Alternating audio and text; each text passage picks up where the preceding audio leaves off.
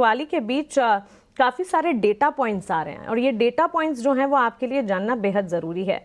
Mutual fund flows की अगर बात करें, बाजार के चौपी अक्टूबर ट्रेंड के बीच भी म्यूचुअल फंड फ्लोज जो हैं वो इंटैक्ट रहे हैं, रेजिलियंट रहे हैं। 41,887 करोड़ के साथ म्यूचुअल फंड जो है लार्जेस्ट मंथली फ्लो रिकॉर्ड कर चुके हैं अक्टूबर में।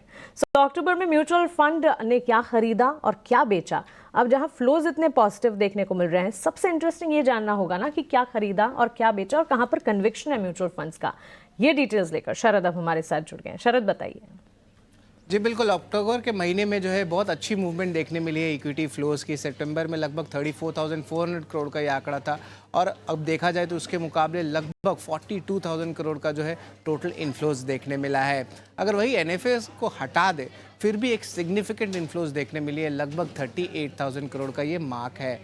बात करते हैं तो फाइनेंशियल, हेल्थ केयर, आईटी शेयरों में जो है ज़्यादा निवेश देखने मिले हैं और यहाँ पे इन्फ्लोज ज़्यादा आए हैं। और उसके अलावा oil and gas, discretionary, auto शेयरों में जो है निवेश घटाया गया है और वो हमने देखा भी है कि इन स्टॉक्स में थोड़ी सी सेलिंग प्रेशर भी आई है। सितंबर में जो है ऑलमोस्ट 4.9% का कैश लेवल्स था और अब जो है अक्टूबर में 5.1% हो गए, यानी कि कैश लेवल्स बढ़ने लगे हैं क्योंकि आगे जाते हुए शायद इंस्टीट्यूशन ज़्यादा डिप्लॉय कर सकते हैं क्योंकि मार्केट में वॉलेटिलिटी आ रही है। लेकिन जो कंपनीज़ हैं जहाँ पे खरीदारी और बिकवाली हुई है म्यूचुअल फंड की देखें तो पीएनबी जो है आप यहाँ पे अच्छी बाइंग आई है। बिकवाली में देखें तो आईओसीएल जो है फोकस में रहेगा। इसके अलावा जोमेटो और बजाज हाउसिंग की भी बात कर लेते हैं जहाँ पे एक्शन देखने मिली है, जहाँ पे आप देख सकते हैं खरीदारी जो है जोमेटो में बढ़ते जा रही है। इसके अलावा टाटा स्टील और वेदांता, इन दोनों केसेस में भी देखें तो अलग अलग ट्रीटमेंट्स देखने मिल रही है। रिलायंस में जो है देखिए बाइंग आई है और वही बिकवाली, छोना फाइनेंशियल में देखने मिली। और एसबीआई की बात करें तो यहाँ पे भी जो है बाइंग आई है। हालांकि ऑटो स्पेस से टाटा मोटर्स में जो है पोजीशंस कट किए गए हैं। इसके अलावा भी जो है मिड कैप स्मॉल कैप की बात कर लेते हैं जहाँ पे वोडाफोन आइडिया में खरीदारी देखने मिली है। स्टीप करेक्शन आई थी एक समय, वोडाफोन आइडिया की ऑलमोस्ट 50% गिर गई थी, उसके बाद से थोड़ी बाइंग इंस्टीट्यूशंस की आई है। बिकवाली में आईडीएफसी भी फोकस में रहेगा। इसके अलावा आईडीएफसी फर्स्ट बैंक में भी जो है बाइंग देखने मिली है। स्टॉक में बड़ी करेक्शन आई थी अर्निंग्स के बाद, बिकवाली में सेल आया है। और इसके अलावा अगर स्मॉल कैप मिड कैप की बात करें तो बैंक ऑफ महाराष्ट्र की बात करते हैं, वही दूसरे साइड बंधन बैंक में सेलिंग आती है। इसके अलावा सुजलॉन एनर्जी पैक में बात करें तो यहाँ पे बाइंग आई है और एचपीसीएल में सेल। और आखिर में बात करें तो मदरसन सुमी वायरिंग में जो है बाइंग आया है। और आपका जो है टेलीकॉम सेगमेंट से इंडस टावर, यहाँ पे सेल देखने मिला है और यहाँ पे अर्निंग्स का भी इम्पैक्ट आया है।